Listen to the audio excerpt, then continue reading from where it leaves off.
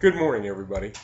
Wanted to take some time today to talk about the scientific revolution and the ideas behind it. Um, One of the things that highlights the scientific revolution is its reliance on human reason to understand the scientific phenomenon, and it helps to reinforce major changes brought about by both the Renaissance period and the ideas of the Protestant Reformation. Okay, the keys to this scientific revolution, in the majority, begin with developments in the area of astronomy. And they do so because they question things that have been in play for hundreds of years, basically for several centuries.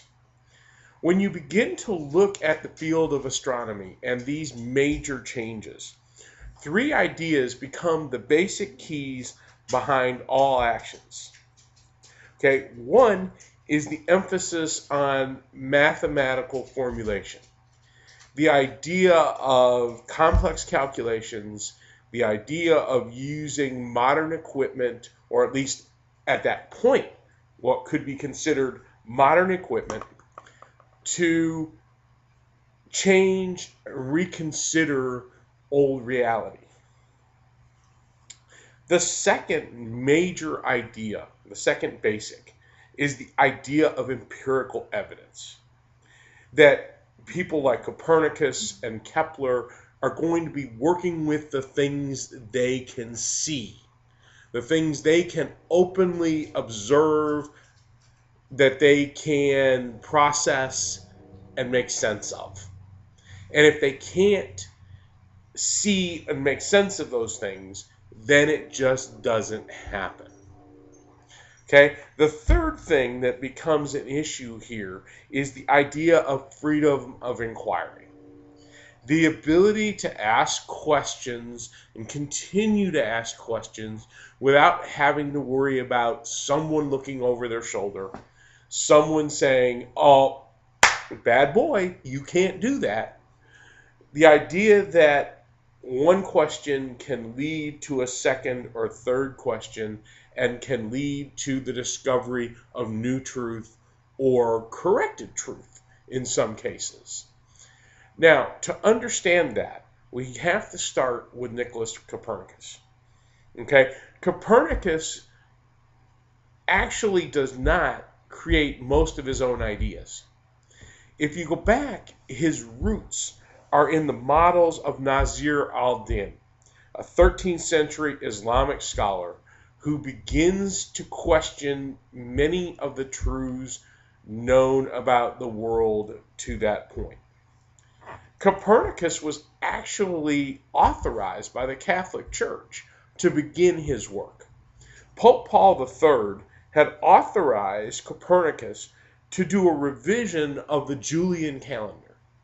If you know anything about the Julian calendar, its roots go all the way back to Julius Caesar and take its roots from the Greek thinker Ptolemy's view that the earth was the center of the universe. Copernicus made complex calculations, did tons of work on the subject, and came to two major conclusions. One, that the earth turns on its axis every 24 hours. And two, that the earth rotates around the sun. He was so uncertain of these facts that he self-tested his theory over and over and over again and came up with the same conclusions. This would be radical in many different ways.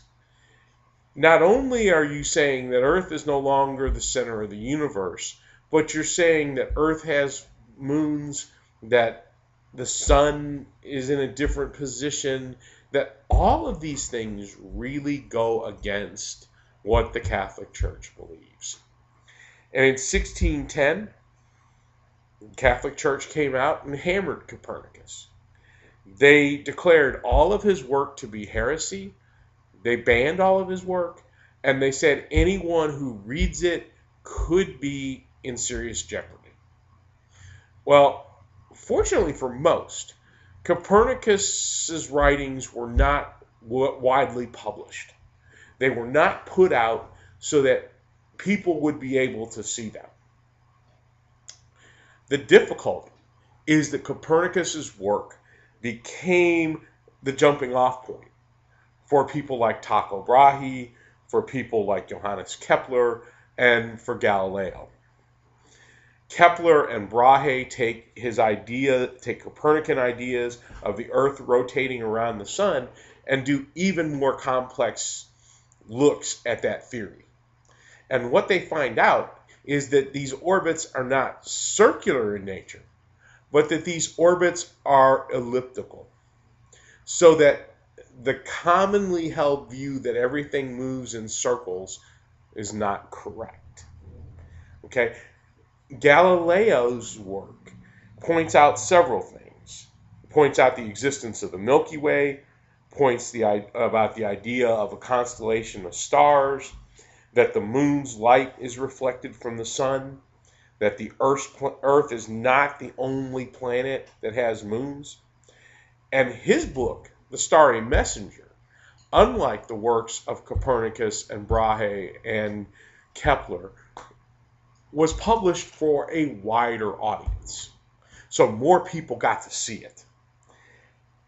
His book ended up being placed on the Catholic Church's Index of Forbidden Books and became even more of a difficulty.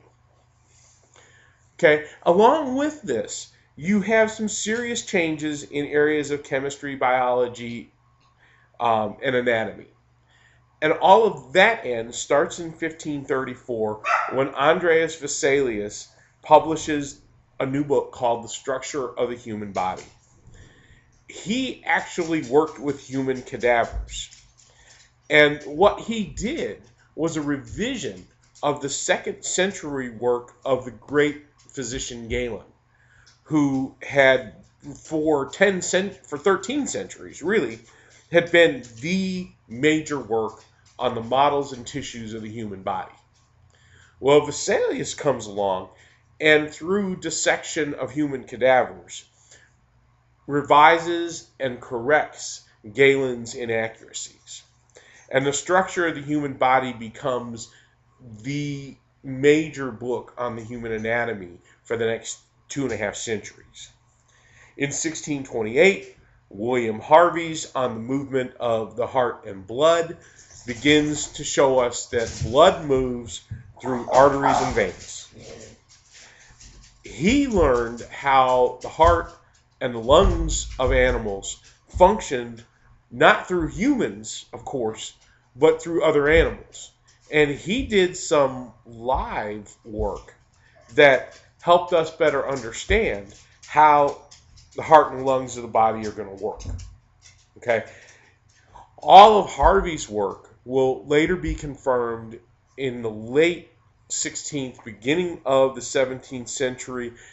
After the microscope is invented and refined, people will then go back and say, well, okay, let's check and see if Harvey's work was correct. And what they would discover was that, yes, it was. That Harvey's work with other animals had demonstrated realities for human beings and things that could be done. All right. Now, the third major area of this scientific revolution is in the area of mathematics and logic. And with mathematics and logic, we really need to understand that during the scientific revolution period, we're going to see the beginnings of what we now know as algebra, because decimals are going to be used for fractions for the first time. We're going to see the development of logarithms, which can get us to better understand movement and directions and ideas regarding how we do things. Okay? Now, two central people come to the fore when you think about the issue of mathematics. The first one is Francis Bacon.